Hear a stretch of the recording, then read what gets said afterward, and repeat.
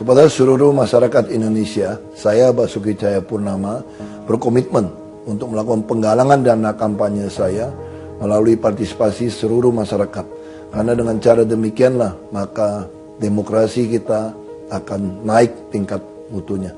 Dan tentu saya membutuhkan bantuan Anda semua.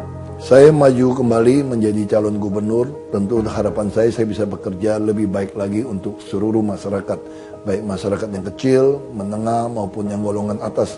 Karena tujuan saya adalah bagaimana membuat penuh otak, perut, dan dompet seluruh warga yang saya layani.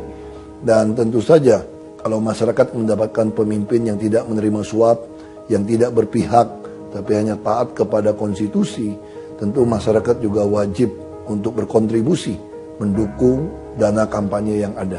Itulah harapan saya bekerja untuk Anda, itu yang saya namakan dengan slogan bersih, transparan, dan profesional.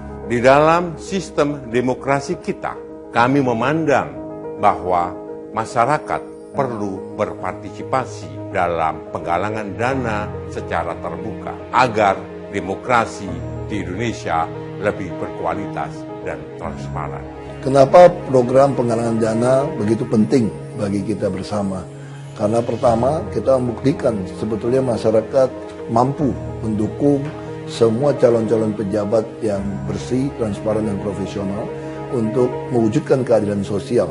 Dan tentu saja dengan adanya dukungan seperti ini, kita bisa membuktikan bahwa siapapun yang mau mengabdikan diri untuk rakyat, yang mau bekerja dengan jujur, dia bisa mendapatkan dukungan dari masyarakat.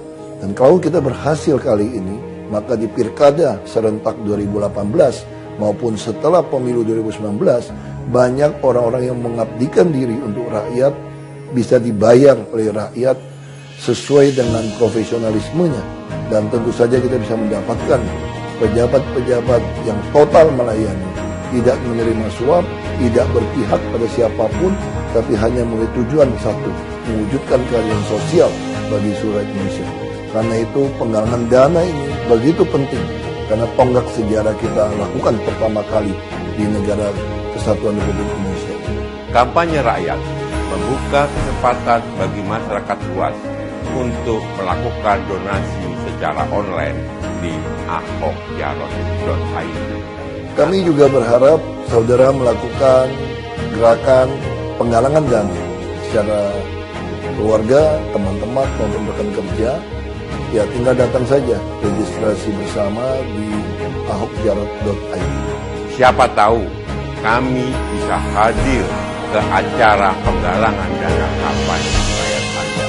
Jangan lupa untuk mengisi dan mengirimkan surat pernyataan penyumbang yang bisa Anda kirim ke booth teman Ahok tanpa adanya formulir ini.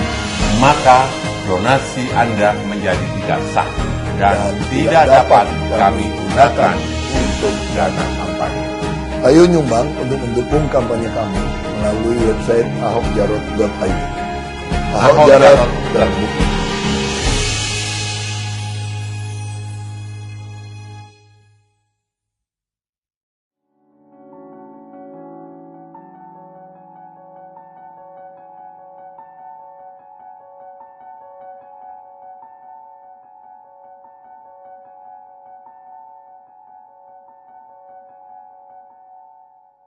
Ya sebenarnya sederhana saja.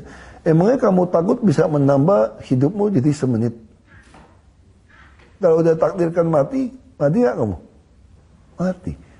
Mau tabrakan, ada saya punya kenalan, pesawat jatuh 2 kali pun kagak mati dia. Pernah naik pesawat 2 kali jatuh loh kagak mati. Kalau itu ngapain kamu takut? Ya kita takut sama Tuhan saja.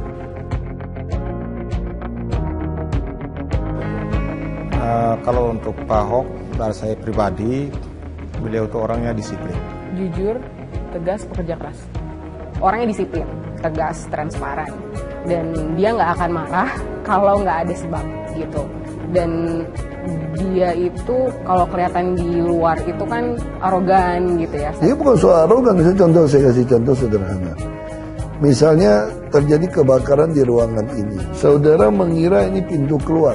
Saya yang tahu pintu keluar ke sana, Saya pasti lari ke sana dong. Tabrakan nggak? Saya diam berdiri saja, nggak mau lari. Kalian juga akan marahin saya. Ngapain halangin kami? So, saya tanya, kalau pintu itu benar, saya lari ke sana, nabrak semua orang. Apakah itu arogan? Kita nggak usah terlalu stres, pikirin orang mau pikir kita kayak apa. Yang penting kita bisa membuktikan kerjaan kita lebih baik. Kalau kita yang apa adanya, orang ketemu bisa merasakan kok. Ini orang ramah, sombong, atau mereka bisa kelihatan. Suka bercanda banget. Jadi dia adalah sosok atasan dan sosok bapak yang sangat menyenangkan gitu. Bapak tuh bakal bisa jadi pelawak kalau menurut saya bilang. Ada aja cerita lucunya. Kadang dia di satu meeting itu bisa setengahnya bercanda, setengahnya serius. Tapi di dalam rapat itu nggak mungkin dia serius terus gitu. Beliau itu pinginnya cepat, harus ada gerak cepat, penanganan harus cepat. Surat harus cepat masuk, hari itu harus cepat beres deh. Kalau nggak beres, itu dia akan marah besar. Ya sekarang kita harus pilih kan. Jadi pemimpin itu harus memutuskan. Kita nggak bisa bilang saya memutuskan tidak untuk memutuskan. Itu udah nggak ada cerita. Kalau kita dalam bekerja sebagai pejabat, kamu harus memutuskan yang paling menguntungkan orang banyak. Manfaat lebih besar daripada mudarat lah istilahnya. Kamu harus putuskan, nggak ada abu-abu, ya atau tidak. Nah waktu kita ya, yang penting orang banyak diuntungkan kan. Nah yang ribut itu kan yang dirugikan orang sedikit tadi.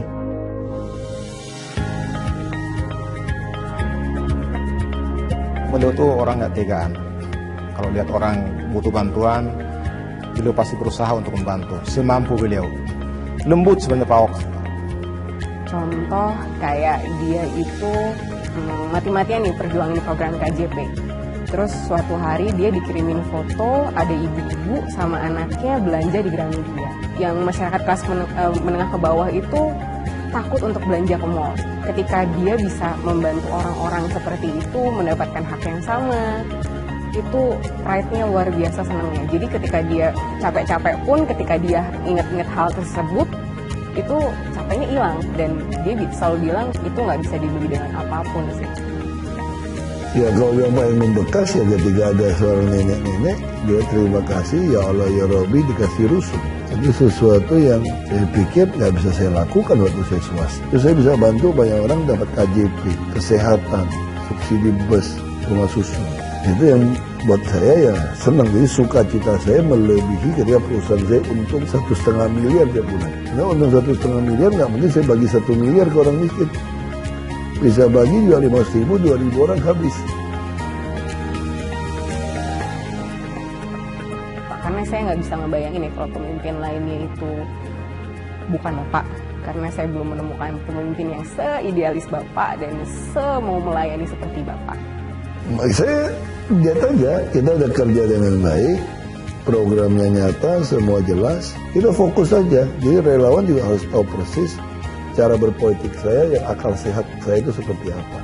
Kita nggak pernah arahkan untuk bantu orang, kemudian Pak Amri terus mengarahkan nanti kalau dibantu Pak Ahok nanti pilih dia ya. Oh enggak, kita nggak boleh. Itu kemanusiaan. Dan soal mau pilih atau tidak, kita nggak ikut campur di situ. Saya bukan orang yang menghalalkan segala cara, yang penting menang. Saya justru ingin masyarakat belajar, dididik untuk memilih orang yang benar. Bukan janji tapi bukti.